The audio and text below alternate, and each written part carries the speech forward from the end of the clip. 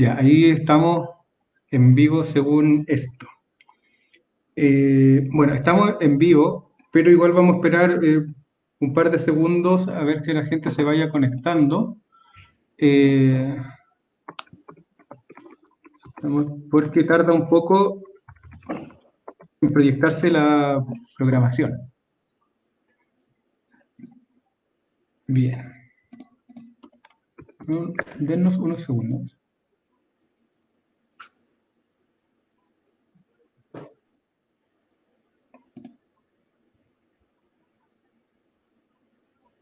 ¿Sí? Ya. Buenísimo. Vale, estamos en vivo entonces nuevamente con una sesión que hemos estado organizando con la Sociedad de Estudios Hegelianos desde Santiago, pero también con gente de muchos países de América Latina y con algunos de Europa. Ya vamos a ir avanzando a lo largo del año. Hoy vamos a estar con Valeria, ni más ni menos, que por supuesto es nuestra invitada de lujo, al menos según lo que yo creo personalmente. Valeria Campos es periodista y filósofa. Su currículum, ustedes lo conocerán, es amplísimo y no digamos disperso, digamos diverso, y en esa diversidad ha intentado juntar elementos que particularmente para la historia de la filosofía no han sido necesariamente propios de una trayectoria común, y ahí está una de las tantas riquezas muy importantes en el trabajo de Valeria y que obviamente se ha ido ilustrando no solo en sus publicaciones en forma de artículos, sino también en sus libros, ¿no? Eh, Particularmente el primer libro que les comento, que es Violencia y Fenomenología, Derrida entre Husserl y Levinas, editado por Metales Pesados, que es un libro que al menos yo personalmente he leído y que utilizo en mis clases. Te cuento eso, Valeria, no sé si te lo había contado, en clases de fenomenología. Es un libro muy, muy bueno. Y también ha publicado los otros dos libros, Transacciones Peligrosas, Economías de la Violencia en Jacques Derrida, de Editorial Pólvora, y por Editorial Prometeo, recién saliendo, lamentablemente en pandemia, pero entiendo que ya se puede pedir por internet. No sé cómo estarán funcionando ahora los envíos a todas partes, pero entiendo que ya se puede comprar. Es Comenzar por el terror, ensayos sobre filosofía y violencia. Nombre, por supuesto, más que adecuado al contexto en el cual estamos viviendo, o sobreviviendo. Vamos a ver ahí si acaso podemos dialogar también sobre esa diferencia. Y actualmente está trabajando en un Fondesit propio con la investigación retórica de la incorporación, comerlo al otro como estructura especulativa del discurso filosófico. Derrida et al. Bueno, Valeria es actualmente profesora en el Instituto de Filosofía, bueno, profesora e investigadora, ¿no? En el Instituto de Filosofía de la Universidad Católica de Valparaíso, y la verdad es que no le quitamos más tiempo y la dejamos para que nos presente su eh, ponencia, presentación, charla, dialectofagia. Bienvenida, Valeria. Gracias, Ángelo, gracias a todos en la Sociedad de Estudios Hegelianos. Estoy muy contenta de ser parte de este ciclo. Me parece que fue una invitación que a mí me viene muy bien, porque dialogar con Hegel y con los hegelianos me parece algo muy interesante. Sin embargo, una invitación inmerecida, porque como tú mismo has leído mi currículum, no tengo nada sobre Hegel. Es decir, más bien voy a cometer la frescura de pasarme de jurisdicción, una cosa no muy permitida tampoco dentro de la filosofía académica, como tú bien sabes, de pasarme para otra jurisdicción, la de los hegelianos. Hay que transgredir. Sobre todo los hegelianos hay que transgredirlo. Sí, claro, estoy transgrediendo una ley básica, ¿no?, de la academia actual. Así que bueno, nada, pues me llegarán ahí sus latigazos, me imagino, así que está fantástico en todo caso. Habiendo estudiado tantos años la violencia, me parece lo mínimo, recibir Claro. unos latigazos. Así que súper contenta. Bueno, en realidad lo que yo les voy a presentar hoy día, con este título muy sugerente, dialectofagia, ¿no es verdad?, son algunas configuraciones textuales del Derrida de los años 70, sobre todo a partir de un texto que se llama Glass, que es un texto dedicado a Hegel, escrito por Derrida, publicado por Derrida en 1974, donde en paralelo a una suerte de análisis también de la producción textual de Jean Genet, dramaturgo, poeta francés, o sea, en principio nada que ver con Hegel o difícilmente relacionable, se va armando un contrapunto súper interesante. Es un libro muy transgresor, siempre se dice que es un objeto libro, ¿no? Porque en efecto está escrito a dos columnas. Una es la columna de Hegel y la otra la de Genet, y bueno, obviamente ahí hay una suerte de diálogo entre las dos columnas, ¿no? Muy interesante. En todo caso, yo me voy a referir casi exclusivamente, en realidad exclusivamente, a la columna de Hegel, justamente dada este magno evento hegeliano, ¿no es verdad? Porque para poder concentrar la temática ahí. Pero claro, lo que yo voy a hablar tratando de interpretar la lectura de Derrida sobre Hegel, cuestión que siempre es complicada, ¿no es verdad? Hablar de la relación de un autor con otro en lugar de hablar de un autor directamente y ya.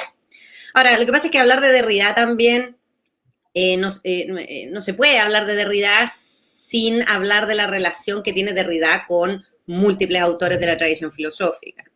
Yo siempre pienso eso, ¿no? Que no hay una filosofía de Derrida, sino que lo que hay es siempre una suerte de recepción crítica de la tradición, ¿no? Y lo que se llama deconstrucción me parece que es eso, una lectura crítica de la tradición, que en principio se recibe pasivamente, ¿no? Pero que gracias a esta lectura crítica sufre un trabajo de criba, de selección, de discernimiento y en última instancia de desmantelación. Entonces, un poco va por ahí lo que voy a presentar y por eso me parece que para los estudiosos de Hegel, como son ustedes en la Sociedad de Estudios Hegelianos, y algunas otras personas que se conectarán esperando que yo hable mucho de Hegel, espero no defraudarlos demasiado. Me imagino que también voy a defraudar un poco, no demasiado también espero, a quienes estudian de manera formal y académica a Derrida, porque también voy a pasar de alguna manera por sobre, ¿no es cierto?, la filosofía derridiana de modo así como, wow, como en unos saltos mortales fabulosos, ¿no?, hegelianos, fabulosos. Entonces, bueno, un poco tratando de articular esta cuestión, que no es fácil tampoco exponerla dentro de un tiempo limitado. Pero me voy a lanzar nomás, pues ya tú ahí me vas poniendo cara, voy a ir leyendo tu lenguaje corporal y bueno, luego, ¿no es cierto?, me comentaste que después vienen preguntas, ¿no es cierto?, si es que la gente tiene. Ya, voy a empezar. Y voy a empezar con una cita justamente de Derrida, de este texto de 1974 llamado Glass, se tradujo con la palabra clamor, ¿no? Porque glace es una especie de onomatopeya en francés. Bueno, hay una discusión ahí si es una onomatopeya o no, pero en el fondo es una palabra que de alguna manera reproduce el sonido del tañido de campanas, sobre todo en escenas de pompa fúnebre, ¿no? En situaciones de funerales, de duelo, ¿no? El glace, una suerte de clamor o de ruido, ¿no? Bueno, en este texto, entonces, en la página 15, o sea, entrando al texto, un texto de más de 200, 300 páginas casi, un poquito más de 300 páginas, Derrida dice lo siguiente: la dialéctica es dialectófaga. Así, lo dice así, entre dos puntos seguidos, la dialéctica es dialectófaga, que inmediatamente nos introduce la cuestión de la dialectofagia, en un lugar muy temprano del análisis textual respecto de Hegel. Con esto quiere probablemente decir lo que confesaba explícitamente en una entrevista muy posterior, de 1990, estamos en el 74, ¿no? En 1990 se le hace una entrevista y ahí Derrida dice lo siguiente, lo cito: en Glass, mi trabajo sobre Hegel, ya estaba interesado yo en las figuras de la incorporación que se pueden encontrar en el pensamiento especulativo. La misma noción de la comprensión como un tipo de incorporación. Esta asimilación opera como un tipo de comer sublimante. El espíritu come todo lo que es externo y extranjero, y así lo transforma en algo interno, algo propio. Todo debe ser incorporado en el gran sistema digestivo. Nada es incomible en el infinito metabolismo de Hegel. Eso dice Derrida en la entrevista, fabuloso. Yo dije, ¡ah, me encanta! Esto es lo que yo necesito. Cuando encontré esta entrevista, que a todo esto me la sugirió un colega mío, Javier Pávez, que a lo mejor está por ahí, y cuando lo encontré dije, bueno, aquí hay, o sea, hay que agarrarlo desde aquí, ¿no? Por aquí ya está explicado el motivo. ¿Qué quiere decir Derrida con esto? ¿Cuál es el interés de hablar, el interés que tiene Derrida de hablar sobre Hegel en estos términos? ¿Qué se busca explicar respecto al sistema hegeliano al usar la metáfora de la alimentación? Bueno, todo indica que Derrida está concernido en esta época textual con un proyecto bastante ambicioso, pero de suma importancia para todo lo que es la filosofía de Derrida, para eso que se llama deconstrucción, ¿no? Que consiste en intentar describir una cierta lógica con la que opera el discurso filosófico de la modernidad específicamente, en conexión con la tradición metafísica anterior, de todas maneras, y sobre todo aquella que tiene a Aristóteles y a cierta escolástica, Santo Tomás de Aquino probablemente, como base, ¿no? Con este proyecto en mente, Derrida revisará buena parte de la historia de la filosofía en la figura de sus más grandes representantes. A partir de los años 70, Derrida engarza este proyecto con un análisis de los procesos de constitución de la experiencia significativa, especialmente los procesos de idealización que tienen lugar en las clásicas filosofías especulativas, sobre todo Kant y Hegel, ¿no? Esos son los autores más analizados en este sentido, y que están a la base de las grandes teorías sobre el origen del sentido de la tradición filosófica occidental, ¿no es cierto? Esto mediante una tesis epistemológica que no deja de coimplicarse con una tesis retórica, una tesis que puede resumirse mediante la formulación comerse al otro, o comer lo otro, o al otro, manger l'autre en francés.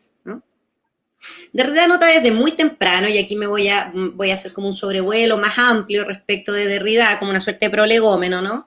Derrida nota desde muy temprano, y a pesar de la manifiesta expulsión de los sofistas, ¿no es cierto?, de la República Ideal por parte de Platón, que los filósofos no dejan de operar con una suerte de fármaco retórico, ¿no? Es decir, con una especie de remedio, de droga beneficiosa, pero que también es a su vez un veneno. Esta droga, como te decía, es la palabra retórica, ¿no? Específicamente eso que en aquella disciplina discursiva se llama tropo, y que se encarna como palabra en la materialidad del discurso escrito. De ahí proviene toda, o sea, esto está súper relacionado con un gran análisis que hace Derrida sobre la escritura, ¿no? Que es parte central de su trabajo filosófico. Se trata de un modo de dar sentido que funciona suplementariamente, es decir, reemplazando lo que se suele llamar sentido propio o sentido estricto, ¿no es verdad? Los tropos retóricos lo que hacen es esto, ¿no? Cumplir una cierta función de quid pro quo, con la que se explica de modo oblicuo lo que es inexplicable de modo directo, ¿no?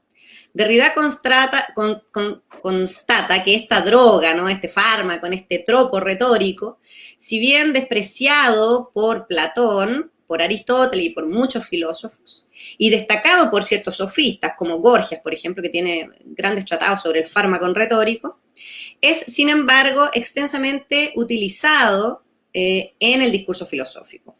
El uso común dado a los tropos retóricos en la filosofía, declarado por los mismos autores, es normalmente pedagógico, ¿no es cierto? E incluso en algunos casos ornamental. Pero pensemos en Platón, ¿no es cierto? Siempre la metáfora, la retórica, incluso el mito, es declarada como un recurso pedagógico para llegar a hoi polloi, ¿no?, a todo el mundo.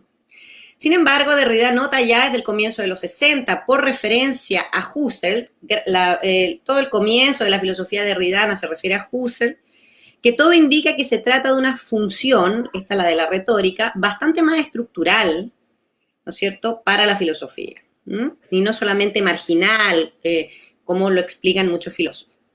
Se trata desde entonces de hacerse cargo de una noción entonces de metáfora filosófica, de eso se va a tratar la cosa, ¿no? Que la filosofía, como decíamos, no usaría solo de modo instrumental, aunque así lo declare, ¿no? Vamos a usar estos instrumentos que son las metáforas, que son los tropos. Derrida piensa que no. Piensa que dicha metáfora es filosófica de modo estructural, porque la filosofía la usa para constituirse a sí misma discursivamente. Es entonces que en un seminario aún inédito de 1970, que se llama La teoría del discurso filosófico, la metáfora, Derrida comienza a explorar la posibilidad de que la metáfora y toda la hueste de tropos retóricos constituyan una lógica con la cual se desarrolla el discurso filosófico. Este, en cualquier caso, no es el único seminario sobre estos temas de esa época. Hay seminarios anteriores también que van preparando este tema, ¿no? De los 60 ya.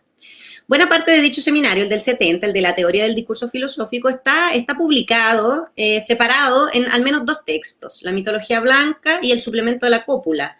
Ambos fueron publicados en el 72, en un texto que se llama Márgenes de la filosofía. Destaco también las reflexiones plasmadas en un texto que se llama La farmacia de Platón, donde aparece la noción de fármaco, asociado a la retórica, ¿no?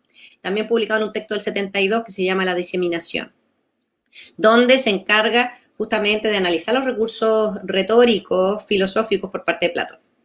En la mitología blanca, te decía que es este gran texto sobre la metáfora que tiene Derrida del 72, él enfatiza esta condición estructural de la metáfora en el discurso filosófico, tomando como eje central la cuestión de la suplementariedad trópica que desencadena la escritura. No voy a profundizar sobre esto porque es meterse en una cosa gigante que podría estar hablando más de las horas que hablaré. Con esto sucumbe la pretensión de propiedad dada al sentido. Eso es lo importante de poner a la metáfora como un recurso estructural de la filosofía, ¿no? Y los desplazamientos semánticos se vuelven así la norma y la lógica misma de todo discurso. Pues, y aquí cito a Derrida, el nombre particularmente llamado nombre propio, dice él, está siempre incluido en una cadena o en un sistema de diferencias. No deviene apelación, sino en la medida en que puede inscribirse en una figuración. Esto aparece en un texto del 67, que se llama De la gramatología. Esta necesidad interna que tiene la filosofía de utilizar metáforas es estudiada en paralelo por Derrida a partir del análisis de un uso explícito y muy extendido en la tradición metafísica. Este es el uso de la analogía filosófica. La analogía es un elemento metodológico, como sabemos, muy importante para la tradición metafísica. Y la podemos ver operar de modo muy patente desde Aristóteles en adelante, ¿no es verdad? Creo que no hace falta reconstruir aquí el argumento que tiene lugar en Metafísica 4, ¿no es verdad?, en respuesta al problema de la equivocidad de la predicación del ser, ¿no es cierto?, el problema del polakos legetai, ¿no es verdad? Pero solo a modo de síntesis diré algunas cosas, porque en el fondo de lo que voy a hablar hoy día es de la analogía en Hegel. Si tenemos que resumir o traducir la cuestión de la dialectofagia, se trata de eso. Entonces, a modo de síntesis, la analogía, como sabemos, sistematizada hasta el límite por la tradición escolástica medieval, es un modo de atribución lógico, ni unívoco ni equívoco, y tiene como fin generar unidad allí donde lógicamente parece no haberla. Estoy siempre hablando del problema de Aristóteles, ¿no?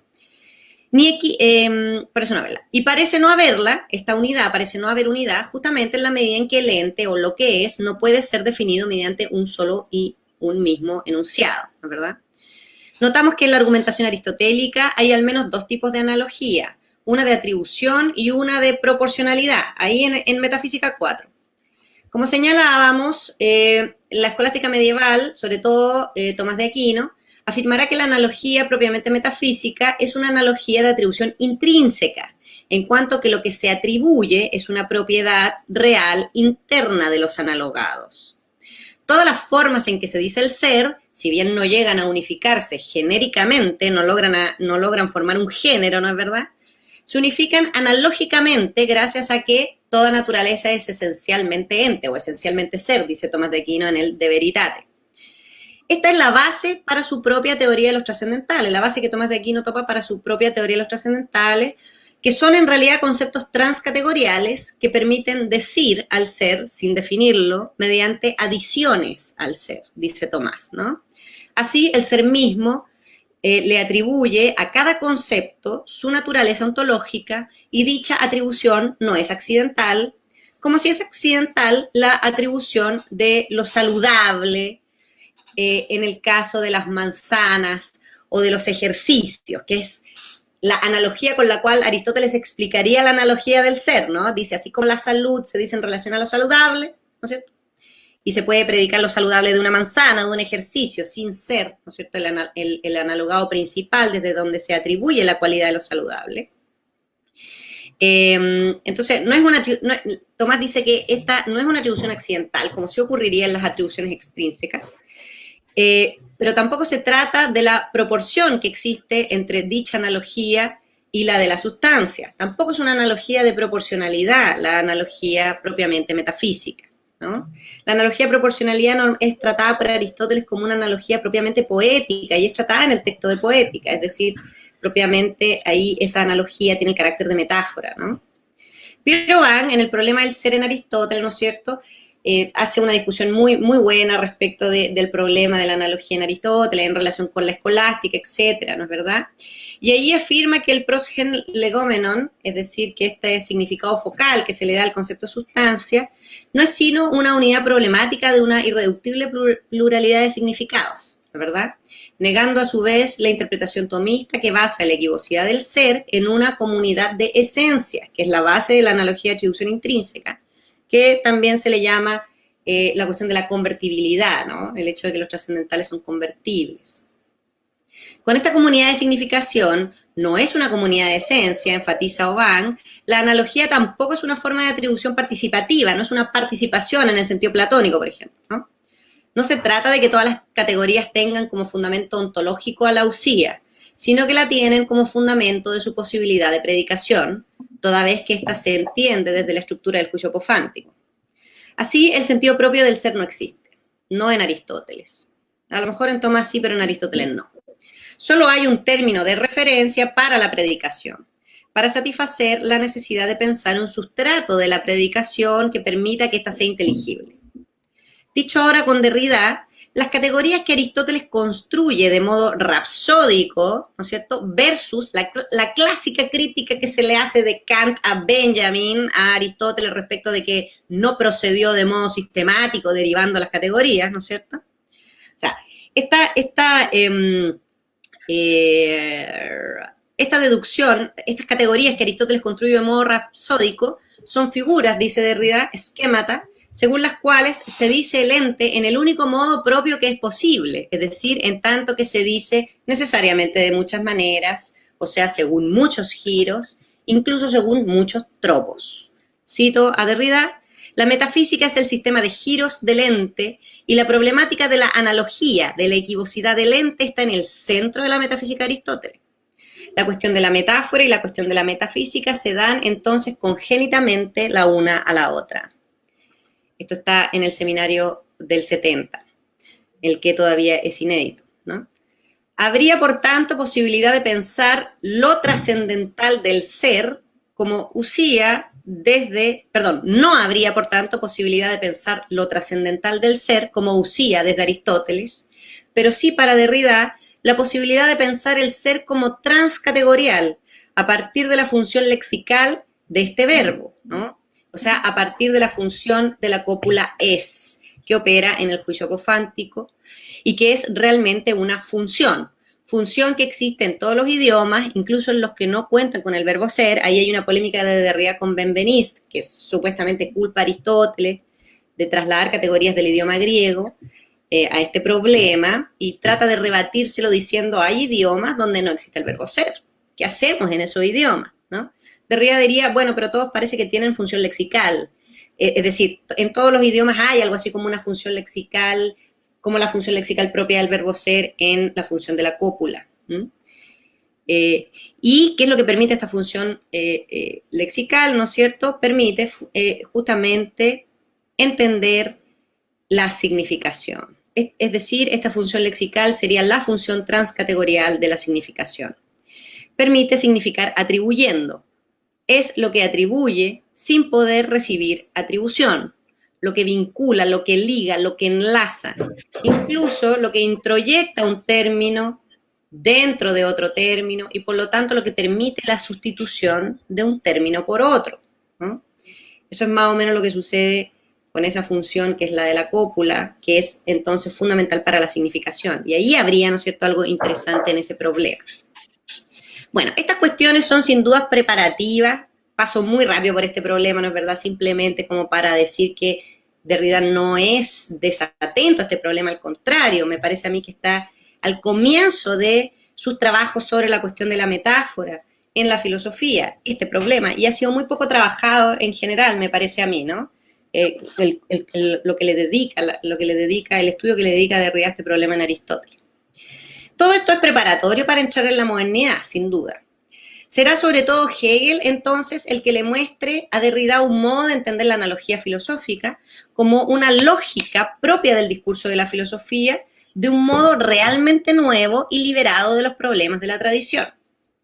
Este punto de llegada implica sin duda un paso a través de Kant. Como sabemos, Kant es el gran pensador moderno de la analogía. El conocimiento analógico es tratado por Kant en casi todos los textos críticos y precríticos. En general, la analogía genera para Kant un tipo de conocimiento que permite el acceso a lo que no puede darse en el campo de la experiencia, como es el caso de las ideas, ¿no? Que se diga que Dios es como un artista no es un fácil antropomorfismo, sino que nos entrega las únicas características con que podemos referirnos a Dios, aquellas que podemos simbólicamente utilizar para hablar de Él con sentido. No es un gesto de atribución de propiedades a Dios, y por eso la analogía de Kant es siempre de proporcionalidad, es decir, una relación de relaciones. Ya no hay analogía filosófica de atribución en Kant, ¿no? Inspirada, de hecho, en la analogía matemática, que permite constituir un cuarto término por referencia a tres términos previamente dados y que están en relación de proporcionalidad. Así también surgen las analogías de la experiencia, reglas puras del entendimiento que permiten realizar una síntesis entre sus categorías y la experiencia posible. Es decir, permiten referirse a la existencia de los fenómenos que sabemos es genuinamente trascendente, la verdad, respecto de las estructuras puras de la razón. Sin duda, la analogía filosófica no permite constituir este cuarto término de la relación de proporcionalidad, dice Kant, sino solo regular su posibilidad de aparición. Es decir, solo permite conocer la relación con dicho término. Pero la analogía también está presente, como sabemos, en el como si, en el als ob del imperativo categórico y de la típica del juicio puro práctico, y es la base de la hipotiposis simbólica que en la tercera crítica permite tomar a lo bello como símbolo de la moralidad, ¿no? Derrida no hace este camino ni estas reflexiones respecto de Kant que estoy haciendo yo, pero se concentra en un texto que se llama Economímesis, que es de 1975, un año posterior al de Hegel, en ciertas y prolíficas relaciones analógicas que se encuentran en la tercera crítica, guiadas también por la hipótesis del tropo del comer al otro. Volveré un poquitito sobre esto más adelante, pero muy poquito. Bueno, todo este preámbulo debe llevarnos entonces al seminario inédito de vuelta, de 1969-1970, ¿no es cierto?, el de la teoría del discurso filosófico, para entender mejor qué se está planteando allí. Allí Derrida realiza algunas reflexiones que no están contenidas de modo explícito en los textos publicados.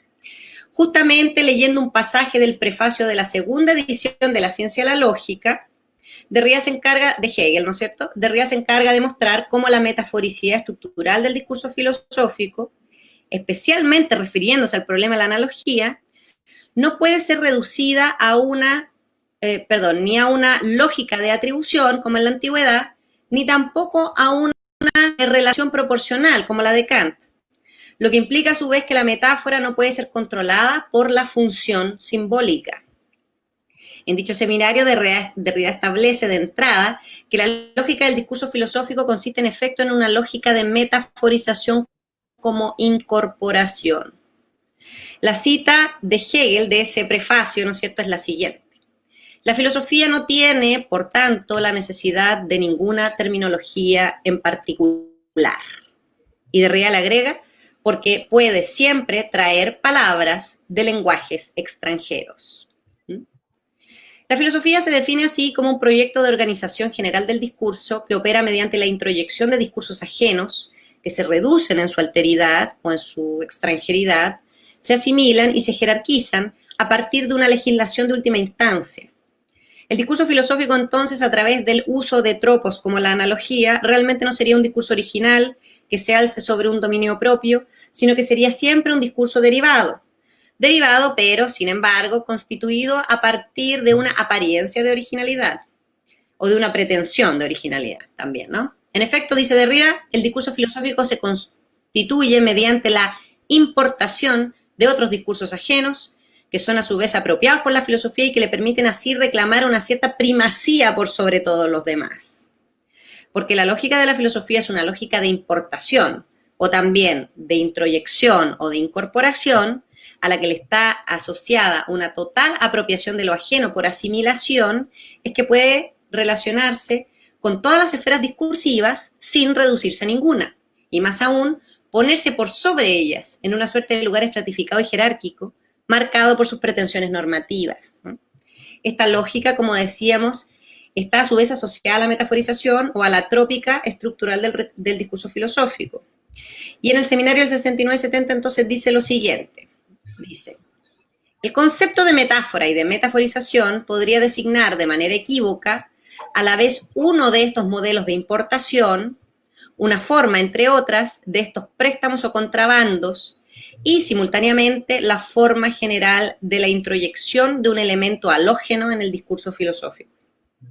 La metaforización podría ser considerada en sentido estricto como el tomar prestado por la filosofía cualquier figura del lenguaje ordinario, o en sentido amplio, como la forma general del desplazamiento por el cual la filosofía explota un discurso que le es extranjero, tomándolo prestado o asimilándolo, según un modo u otro, el léxico, la sintaxis, el contenido, el resultado, etc. La lógica de la filosofía entonces sería ella misma siempre una lógica de incorporación de lo otro, de lo ajeno, que luego se somete a un proceso de asimilación donde todo lo que no puede reducirse es eliminado como resto. Esto sucede, dice Derrida, en consonancia con una suerte de actitud de la filosofía de imponer el método filosófico sobre toda otra metodología discursiva que paradójicamente se lleva a cabo mediante el gesto de apropiación y asimilación de lo diferente. El ejemplo paradigmático para Derrida lo constituyen los discursos de la lógica y la matemática, ¿no?, que maravillan a la filosofía y producen así el impulso a transformarlas en sus herramientas, al precio de su total dominación y subordinación. Un ejemplo de este movimiento es justamente la lógica absoluta hegeliana, ¿no? Pero también la lógica trascendental kantiano-husserliana operan de esa manera, ¿no?, ensalzando la matemática, pero dándole su última significación, por decirlo así, al utilizarla filosóficamente. Por estas razones, la metáfora de la alimentación como movimiento de incorporación de lo extraño comienza a posicionarse como una forma muy sugerente de leer la tradición filosófica. Pues comer como incorporación es de hecho un movimiento de traspaso, y de todas las figuras del trans que uno puede encontrar, ¿no?, traducción también, transferencia, etcétera, ¿no? Es un movimiento de traspaso de la frontera que separa un espacio determinado como exterior respecto de un espacio determinado como interior, o de aquello que divide perfectamente cualquier espacio bien delimitado. Es por esta razón, y aquí voy a citar a Derrida en un seminario también inédito, pero del 89-90, que se llama Comerse al otro, manger l'autre. Así dice la cita. Ni siquiera se puede decir que no hay un lugar más propio para situar la cuestión del límite entre el afuera y el adentro que la boca y el comer. Se debe decir que esta línea entre afuera y adentro, el entre en general, no tiene ningún sentido y ninguna chance de aparecer afuera, si se puede decir así, de aquello que tiene lugar por, para y alrededor de la boca. Hasta ahí la cita, ¿no? Bueno, de ahí que Kant pueda ser leído también por Derrida en este texto que señalaba yo del 75, que se llama Economímesis, a partir de una boca. La boca expresiva de la tercera crítica, esa que permite configurar el más alto de las bellas artes, que es la poesía para Kant. Y justamente lo es por su relación con la verdad, es decir, por su autenticidad, sinceridad, lealtad, fidelidad a sí misma, a su contenido interior, ¿no? Estos, dice Derrida, no son solo valores morales que tiene, por decirlo así, la poesía, sino que son valores epistemológicos derivados de la presencia plena que genera justamente la plenitud de la palabra poética. Pero ¿cómo se logra la plenitud total para el caso de Kant? Se logra en la interioridad de un oírse hablar, ¿verdad? Y solo la formalidad poética favorece esta interiorización, dice Kant. Esta tesis está súper vinculada y directamente vinculada con las configuraciones de una tesis sobre la autoafección que se encuentra en los textos más tempranos de Derrida sobre Husserl, ¿no? Derrida va a hacer este mismo análisis sobre Husserl, va a entender que Husserl entiende justamente el pensamiento a partir de esta idea del oírse hablar, ¿no? La voz fenomenológica que se oye hablar, pero sin lenguaje, está en directa relación con esto también, ¿no? Esta boca la de Kant, ¿no es cierto?, que expresa lo que ya se ha interiorizado en esta tercera crítica. Una naturaleza, digamos, sus reglas, que también se expresan por la boca. Por ejemplo, la del pajarillo, que con su canto comunica sus reglas al genio, ¿no? Toda la teoría del genio y la relación que tiene con la naturaleza y cómo la naturaleza le comunica sus reglas al género, sin que haya una representación mimética de la naturaleza, están planteadas en este texto a partir de esta idea, ¿no? Por tanto, ese lugar liminar que es la boca no es una frontera infranqueable, sino realmente un lugar de paso, de transformación entre lo exterior y lo interior, de transformación incluso de lo exterior en interior. Pero si una década antes Derrida exploraba, en relación tanto con Husserl como con Heidegger, cómo el proceso idealizante que está a la base de la fenomenología está condicionado por un movimiento de autoafección de la conciencia o de la existencia en cuanto ipseidad, para mostrar finalmente que esta autoconstitución de la ipseidad se ve interrumpida frente a la necesidad de pensar el tiempo a partir de la diferencia, que es más o menos el trabajo que está haciendo Derrida. Asimismo, siguiendo esta línea, el análisis de la analogía incorporativa en Hegel tendrá un resultado de constructivo similar. No podrá sostenerse el gesto de totalización al que estaría destinada la incorporación, es decir, no podrá sostenerse la asimilación plena de lo ajeno incorporado, o sea, habría indigeribles en el metabolismo de Hegel, ¿no? Se insistirá entonces en esta suerte de indigestión al interior del sistema, que desde el principio se vincula a la posibilidad de los restos que deja la operación incorporativa, hasta incluso llegar a sostener una tesis sobre un vómito cuasi trascendental, ¿no? Cuestión que también se plantea en relación con Kant y lo asqueroso, el Ekel, ¿no?, de la tercera crítica, en cuanto es lo inasimilable por el juicio estético, ¿no? Bueno, todo esto era preámbulo, ahora entro en materia, pero juro que no voy a seguir en una línea que espero no sea muy compleja, ¿no? Muy derridiana en todo caso. Entonces que el Hegel que podemos leer en Glas entra totalmente en escena. Construido entonces sobre otro seminario, que es un seminario del 70-71 que se llama La familia de Hegel, Glas es un texto que se hace cargo de modo directo de la cuestión de la analogía, enlazándola con la cuestión de la incorporación y sobre todo en su forma alimentaria. En Glas no son pocas las referencias a la metaforicidad propia del discurso de Hegel, pues en efecto la tesis central de Glas tiene que ver con la metaforicidad en Hegel. Y esta tesis es la siguiente: la familia está marcada dos veces. La famille est marquée deux fois, dice Derrida. Esta idea implica que la familia corresponde al mismo tiempo tanto a un momento determinado y finito de la historia del espíritu, supongamos el de la Cyclichkeit, ¿no es cierto?, como a una figuración de la totalidad infinita del sistema.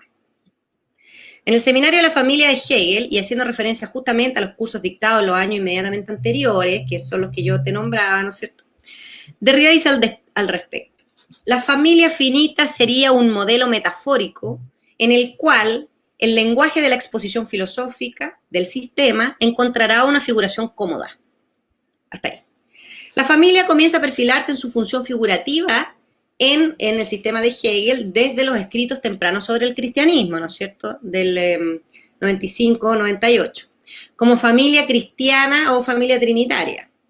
La apuesta de Derrida es que ya desde aquí la figura ontoteológica de la familia permite explicar algo bien especial en el sistema hegeliano: el cabecí del espíritu, el Beisig, no sé si lo traducen de otra manera, el cabecí lo he encontrado yo traducido, ¿no?, el Beisig del espíritu.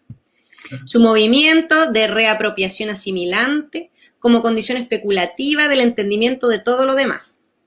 La analogía incorporativa de la familia está marcada en primera instancia, en esta etapa germinal de Hegel, podríamos decir, la del cristianismo, por el amor filial, de padre a hijo y viceversa, cuestión que encuentra su despliegue conceptual en esta época en la cena o en la Eucaristía, que además es una escena de, ¿no es cierto?, consumición de alimentos, de antropofagia incluso, o teofagia, ¿no? Posteriormente, Derrida determinará esta analogía mediante el lugar de la muerte en el sistema hegeliano, para llegar a configurarse en su momento más álgido a partir de la noción de trabajo, y específicamente de un término que le interesa mucho a Derrida y que aparece también muchas veces en escritos posteriores de Derrida, que es la noción de trabajo de duelo, que justamente es el trabajo propiamente familiar en la fenomenología del espíritu, el trabajo de la sepultura, el trabajo de duelo. Todo esto está relacionado, ¿no? Sin embargo, la comparación que regula esta metáfora, supongamos entre la familia y el sistema, no es ya en Hegel la clásica de la filosofía. No se trata de una analogía de estructura manifiesta, pues se trata de una analogía de estructura manifiestamente incorporativa, marcada por la cuestión del consumo y de la consumación. De este modo, explorar esta relación figurativa entre lo finito de la familia y lo infinito del sistema, desde la tesis de la metaforicidad como incorporación, implica complicar radicalmente tanto la lógica tradicional de la atribución como la de la proporcionalidad, ambas propias de la analogía filosófica, como señalaba. En Hegel, la analogía no puede comprenderse ya a partir de una regla de igualdad o equivalencia. Es necesario entender cómo cada término se introyecta y pervive dentro del otro, sin relación de antero-posterioridad fijable. Esto nos permite concluir preliminarmente que Gla completo está escrito en el registro de una tesis sobre la metaforicidad intrínseca del discurso filosófico, en plena continuidad con los estudios anteriores.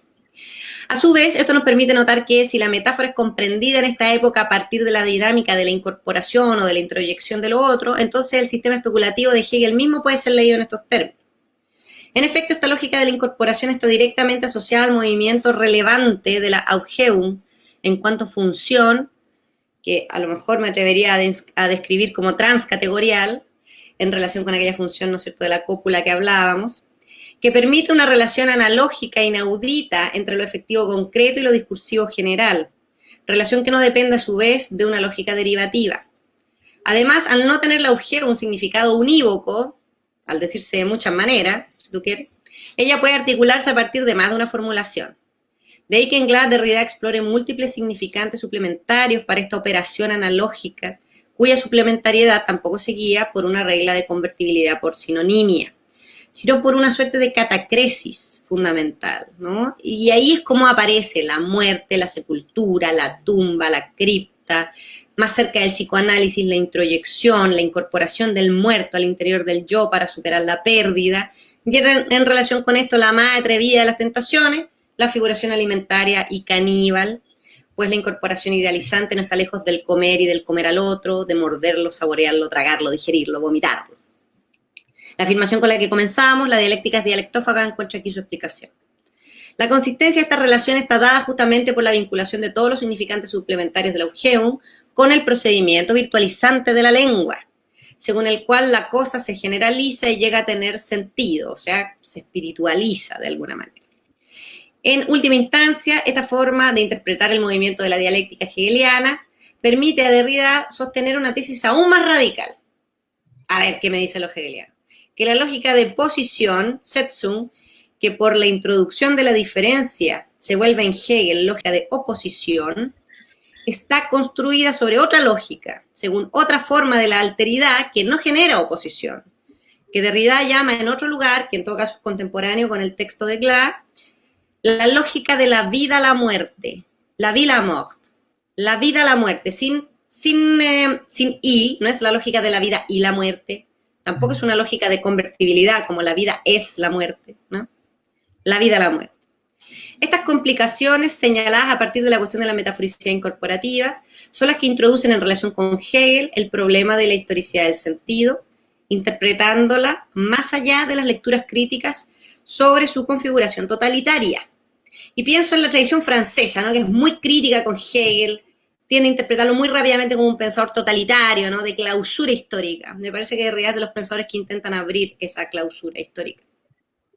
Como leyendo a Husserl, Derrida rastrea en Hegel una cierta filosofía de la vida, ¿no?, para luego mostrar que la muerte no puede constituirse como su opuesto absoluto, sino que está en intrínseca tensión con aquella. El gesto no consiste en señalar a la muerte como necesaria solo en un momento finito, por ejemplo, en el momento de la lucha por el reconocimiento.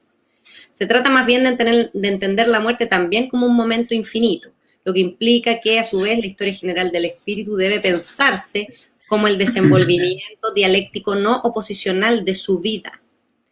Es en esta relación entre lo finito y lo infinito, que no puede entenderse en términos derivativos, como señalábamos, que se juega la tesis dialectófaga sobre la dialéctica. La primera sugerencia respecto a esta posibilidad hermenéutica aparece cuando Derrida se permite interrumpir el camino que había tomado desde el inicio del texto, que era la reconstrucción dialéctica de la familia y la filosofía del derecho, para ir a los escritos de juventud, como señalaba, ¿no? Los escritos del cristianismo. De modo de encontrar ahí en los escritos de juventud un germen y un conjunto de rasgos invariantes del sistema, dice Derrida. Este motivo del germen permite leer el desarrollo conceptual de la familia en Hegel, obviando la tajante y clásica distinción, que también toma la forma de la oposición jerárquica entre un joven Hegel y un Hegel del sistema. Pues entre el germen, cito Derrida, y el concepto adulto nada cambia. De esta manera es posible sostener implícitamente un paradigma biológico de generación como desarrollo del sistema hegeliano, pero sin determinación teleológica, ¿no? Esto ha sido estudiado también por otros pensadores. Derrida lo dirá también de modo explícito. El sistema, cito a Derrida, el sistema hegeliano impone, pues, ser leído como un libro de la vida. Hasta ahí la cito. Es importante también señalar que la secuencia de textos hegelianos que Derrida analiza está a su vez encadenada según lo que en Glass se llama una marcha bastarda, cuyo comienzo es y no es un empezar por el principio. No se negará la lectura empírico-cronológica de la obra de Hegel, pero tampoco se aceptará sin más. Lo mismo respecto de una suerte de hermenéutica de la anticipación teleológica. Se acepta y no se acepta. Así Derrida se permite ir y venir desde los primeros textos de Hegel hasta los últimos, sin que dichos cambios en la dirección deban ser justificados terminantemente por una lógica de lectura lineal. Entonces, sentadas estas bases, se podría intentar resumir algunos lugares donde se desenvuelve esta hipótesis de la figuración como consumo y consumación, cuestión que será mostrada por Derrida a lo largo de todo el texto, según un modo también muy hegeliano, ¿no? Repitiendo los círculos dialécticos, donde encontramos cada vez modos suplementarios de significar a través de la lógica incorporativa. Estos lugares no están sin duda aislados entre sí, sino que se relacionan de un modo también incorporativo, es decir, una vez desarrollado un tema, este es el punto de partida para el desarrollo del que sigue, según los círculos dialécticos de relevo marcado por la operación del objeto. Sin duda el más importante aquí es el de la muerte, pues como ya señalaba, si el sistema hegeliano impone ser leído como un libro de la vida, la muerte no podrá ser sino el motivo principal desde donde Derrida lea la cuestión de la incorporación, ¿no? En cada círculo dialéctico es necesaria la muerte, como sabemos, o como Derrida lo lee, para desencadenar el proceso sublimante del objeto, es decir, para que la universalidad pueda vivir, dar lugar a la vida del espíritu. No es sino a partir de esta muerte del derecho abstracto, por ejemplo, en la familia, que está ahí en la filosofía del derecho, que es a la vez, esta muerte del derecho abstracto en la familia es a la vez una interiorización de la ley objetiva por el amor, ¿no es cierto? Y es solo por esto que la ley finita se infinitiza y se forma lo que Derrida va a llamar también aquí familia especulativa o familia infinita, ¿no? Siguiendo el modelo de la familia cristiana. Todos estos movimientos de muerte, relevo y relevo forman la totalidad como reconciliación y esta sería la base de la familia y de la religión. La economía general de Hegel es siempre una economía de la muerte, dice Derrida por ahí también, ¿no? Ahora, hay que entender que este germen de muerte opera primariamente sobre el momento natural de toda configuración de sentido en el corpus hegeliano. Operará sobre la familia como momento natural del despliegue de la Sittlichkeit, pero antes también opera sobre la vida natural como tal. Derrida se hace cargo entonces también de analizar en detalle la generación de la vida natural, en principio leyendo la filosofía de la naturaleza de Jena, ¿no es cierto? Algún apéndice también abreviado de la enciclopedia, quitado, perdón, de la edición abreviada de la enciclopedia. Una primera constatación es que el proceso biológico es en sí un proceso genérico, es decir, un proceso de generación de la vida. Y por lo tanto, es también un proceso de generalización, un proceso de constitución de un género, en un sentido tanto biológico como lógico, ¿no? Y el cumplimiento normal de estos procesos es la muerte. La muerte, entonces, más que algo determinable, es algo determinante, un proceso, que será descrito luego en términos de trabajo, un proceso de abstracción que lleva hacia la clasificación. ¿Cierto? En los textos señalados, este proceso tiene, al igual que los momentos que ya hemos descrito, una estructura finita y una infinita, respecto de las cuales no es posible determinar cuál es la originaria. La tesis que lleva hacia el trabajo y que lo caracteriza además como trabajo de duelo, Comienza con la tesis sobre el germen finito que da origen a la vida, en el cual está incluido otro germen que Derrida califica de infinito, el germen de muerte, ¿no? Germen de muerte es cuasi tautológico, dice Derrida, en la medida en que la noción infinita de germen nunca se circunscribe a la simple producción de una vida separada de la muerte. Bueno, entonces, en cuanto a posibilidad de clasificación en general, la muerte no opera como una mera destrucción de la individualidad, sino como la inscripción, es decir, la encriptación del individuo muerto en la generalidad del concepto. La operación de clasificación es así una operación de duelo, y aquí es donde se mezcla la encriptación o la incorporación con la muerte, ¿no? Es decir, una operación de encriptación de un cadáver o de dar sepultura. Esta es descrita por Derrida como una consumación idealizante y se señala en términos de trabajo, porque es una relación práctica, no puramente teórica, y no inmediata de la conciencia con un objeto. El argumento que toma Derrida es una reconstrucción de la primera filosofía del espíritu de Jena, la de 1803-1804, y está escrito en base al concepto de potencia, que probablemente dice Derrida, y no sé qué opinarán los hegelianos, pero se toma de Schelling, ¿no? Bueno, y esto en el fondo, bueno, toda la cuestión del trabajo de duelo, que hay que entender de esta manera, ¿no es verdad? Como un movimiento de consumación idealizante, o sea, lo que permite la clasificación, donde la muerte es justamente esta operación, también a su vez es lo que permite leer toda esta cuestión, o que está vinculada por Derrida con la idea del comerse al otro, o del tropo alimentario, o del canibalismo, o de la dialectofagia, ¿no? Todo esto además está ligado con lecturas que se Derrida en esa época del psicoanálisis, especialmente de cierta derivación del psicoanálisis freudiano, que es el psicoanálisis húngaro, específicamente María Torok y Nicolás Abraham, que justamente hacen las primeras sistematizaciones de la teoría del duelo en Freud, ¿no?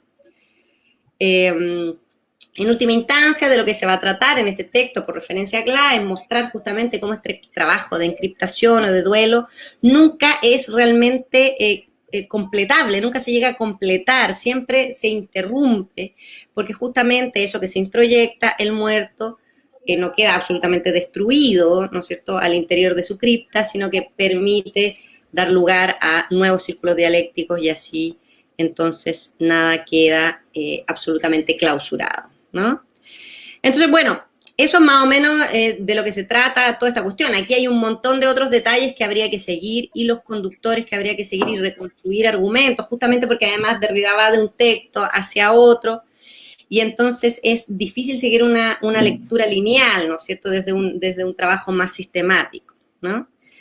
Pero en última instancia el trabajo deconstructivo tendría que ver justamente con esta tesis de una encriptación o un consumo o un comerse al otro que tiene como fin la idealización, pero que siempre de alguna manera queda interrumpido por esa misma lógica. Así que lo voy a dejar hasta ahí. A ver si podemos seguir conversando un poquito más. Gracias. Aquí, o sea, primero, fantástico, me imagino que estamos pensando toda y todo exactamente lo mismo. Brillante y maravillosa la exposición, Valeria, muchísimas gracias. Y la verdad es que las preguntas que uno puede leer son igualmente lúcidas. Hay preguntas muy a ver. duras, yo creo, como, no sé si interpelaciones, pero voy a intentar juntarlas por temas, ¿no? Porque si no tendríamos que leer muchas. Ok. Por ejemplo, una pregunta, o sea, dos que voy a juntar que tienen que ver con la estética, es si, leo textual, la poesía es hábil en el manejo de la metáfora, ¿no? Como uno de los primeros puntos de tu exposición, y la pregunta es si crees que la esencia poética no lleva el mismo espíritu que Hegel identifica en el ser. Más abajo hay una pregunta que también va en la misma línea, a ver si la pillo al tiro. Sí, que pregunta Alfredo Loera, ¿qué crítica hace Derrida de la estética hegeliana o de la estética en Hegel? Me parece que podemos partir con esas dos preguntas que van por un carril similar. Bueno, mi respuesta va a ser no tengo idea, a ninguna de las dos. Así que si avanzamos con la siguiente entonces, ningún problema. No, bueno, o sea, yo podría empezar a especular sobre la primera, sobre todo, que requeriría sin duda especulación de mi parte, porque no conozco la problemática de la esencia poética, justamente porque lo estoy estudiando desde el punto de vista en que justamente lo toma Derrida, por eso también, eso lo dije desde el comienzo. Y la crítica que le hace Derrida a la estética, bueno, eso está en un texto específicamente del 67, o publicado en el 67, que yo tampoco en este momento te lo podría reconstruir absolutamente, creo que ahí se juegan otras cuestiones, aunque todo esto está en relación, diría yo, ¿ah? Aquí no hay nada que no tenga una ligación con esta cuestión que yo estoy presentando ahora. Pero recomiendo para ese problema un gran texto publicado hace poco también por el profesor Iván Trujillo que se llama Arte y Hostilidad. Ahí es donde está muy bien planteada esa cuestión. Claro. Bueno, vamos con una pregunta que hace Rosa, sin Luxemburgos, bonito juego, y que un poco, aquí voy a hacer la pregunta de ella y yo voy a meter un poquito la cuchara. Pregunta, ¿cuáles serían esos elementos indigeribles en el sistema hegeliano? ¿Qué sería eso incomestible? Claro, Ahora, claro, buena pregunta. yo Sí, ahí ahí, solo quiero preguntar una cosa chiquitita en relación a esto, pero muy con distancia, si no hay tiempo para eso, sigamos mejor con las preguntas que hizo la gente. Eh, Ahí me pregunto si esto de lo digerible e indigerible, atendiendo, por ejemplo, a los últimos textos de Foucault, de Deleuze, etcétera, incluso el mismo Lefebvre, si esa lógica de lo digerible e indigerible, de lo que uno podría identificar como sistema hegeliano, por una cuestión incluso metodológica, ¿es propio de la filosofía hegeliana o de la filosofía hegeliana como metáfora de los procedimientos de la modernidad, digamos? ¿Con qué estamos peleando en esa, o con qué estamos discutiendo en esa dialectofagia? ¿Es la dialéctica hegeliana la que opera de esa manera? ¿O la crítica es a la dialéctica hegeliana como representación de la lógica de la modernidad, digamos? ¿Qué es lo que está en juego ahí? ya. Bueno, respecto de los indigeribles, me parece que el indigerible mejor tratado por Derrida en este texto en relación con Hegel es Antígona, ¿no? La Antígona específicamente de la fenomenología del espíritu. Y justamente porque Antígona, al ser la hermana y al definirse en su relación con el hermano, y al realizar justamente ella, por decirlo así, el trabajo de duelo o cargarse con ese peso, ¿no? Que es el exigir el trabajo de duelo respecto del hermano, se vuelve una suerte de mujer masculina. Es decir, una mujer que no puede ser completamente bien clasificada, por decirlo así, dentro de la estructura familiar, ¿no? Hegeliana, para Derrida, ¿no? Justamente porque la hermana no es una mujer en sentido estricto, ¿no? Porque no siente placer, no tiene a cargo cuidados domésticos, porque claro, su oposición es con el hermano, ¿no? Entonces no hay una relación sexual ni de amor con el hermano. Entonces Antígona, que sería la que permite de alguna manera el paso, lo lee Derrida así, ¿no? El paso, por decirlo así, al siguiente nivel en la configuración de la Sittlichkeit, es de alguna manera fundamental para la familia, pero también es justamente lo que destruye a la familia, ¿no? Entonces, esa muerte que mediante la destrucción familiar permite su relevo.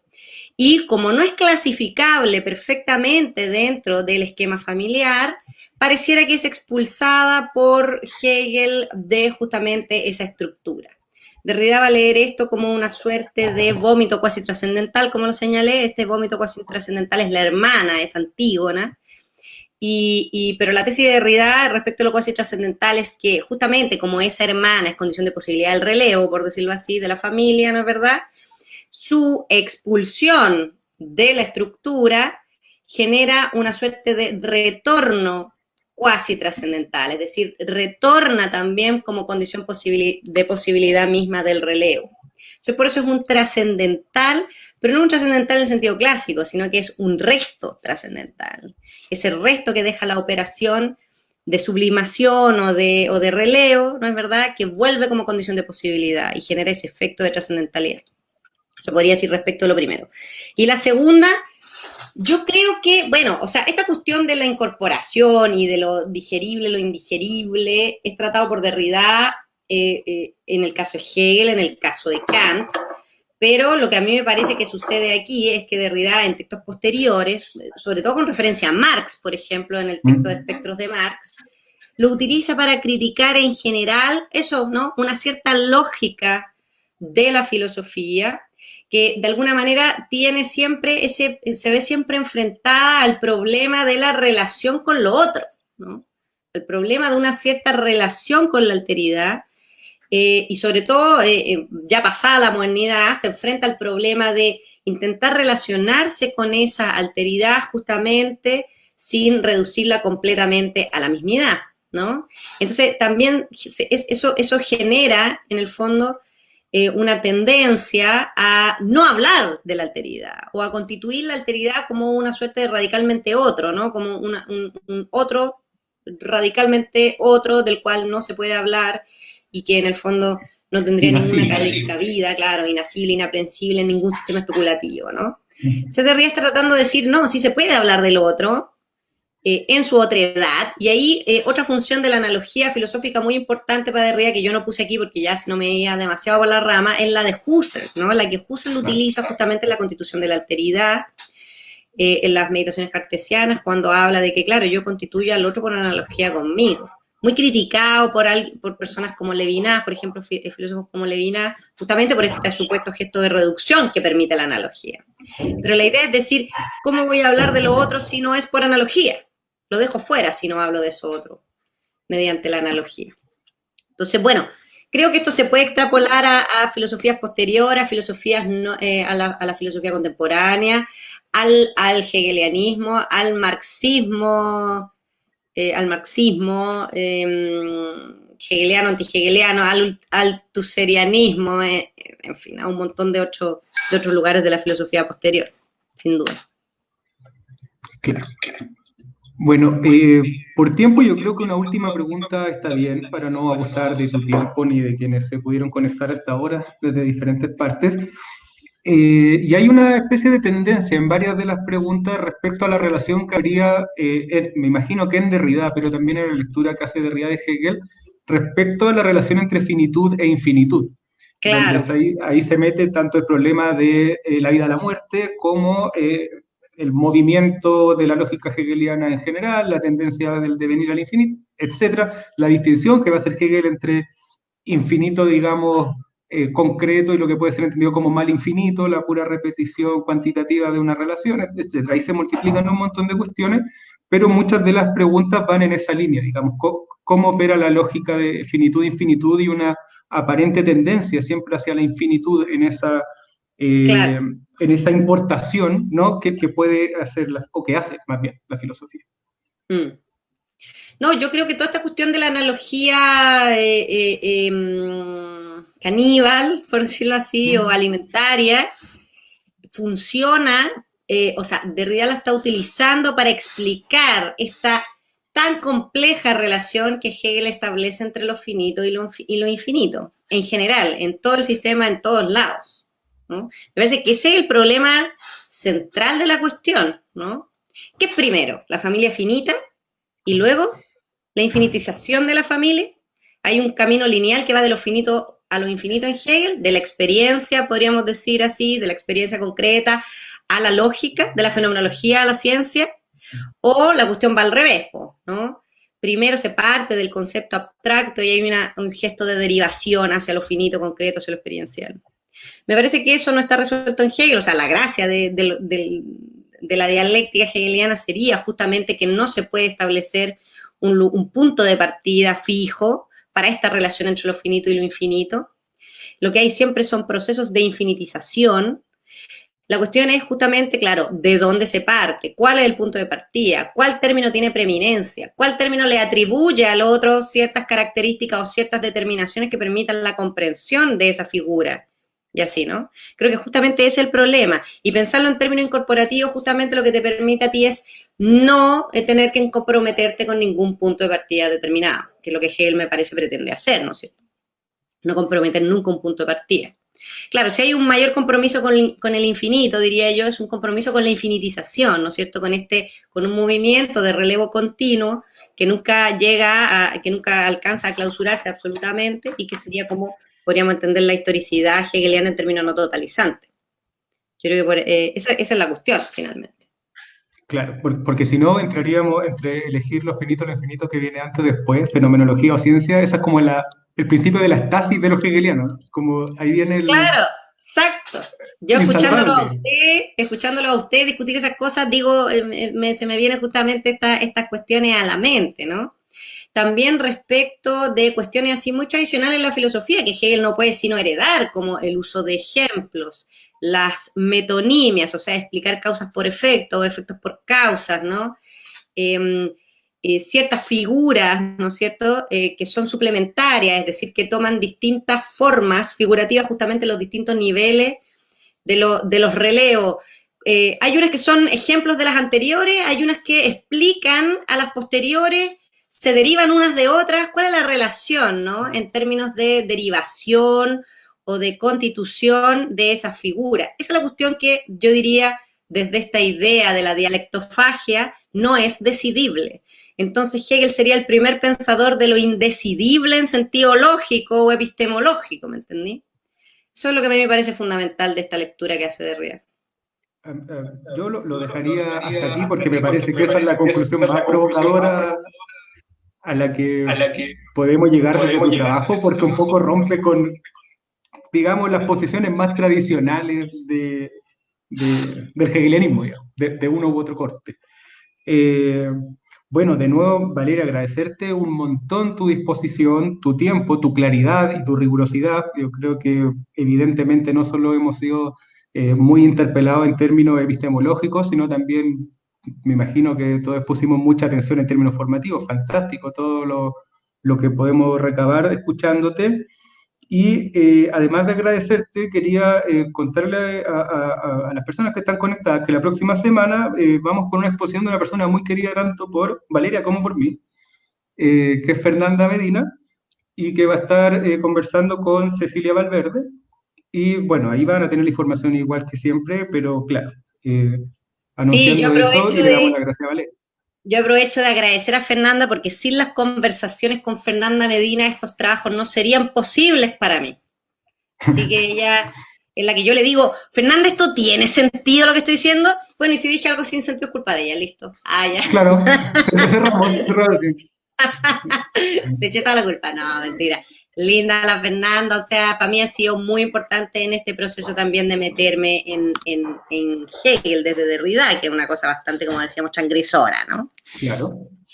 En un sentido Bueno, no muy positivo, diría yo, sino que más bien como medio mira, aquí castigado.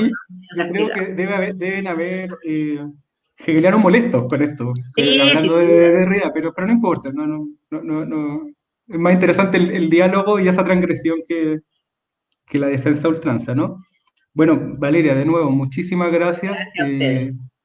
Y bueno, nada más que dejarles invitados para la próxima semana y estén muy atentos al libro, al último libro de Valeria, que es por Editorial Prometeo, ¿no? Eh, Cruzar por el terror, ensayo sobre filosofía y violencia, que de seguro nos va a encantar cuando lo podamos leer con calma. Eso, gracias Valeria.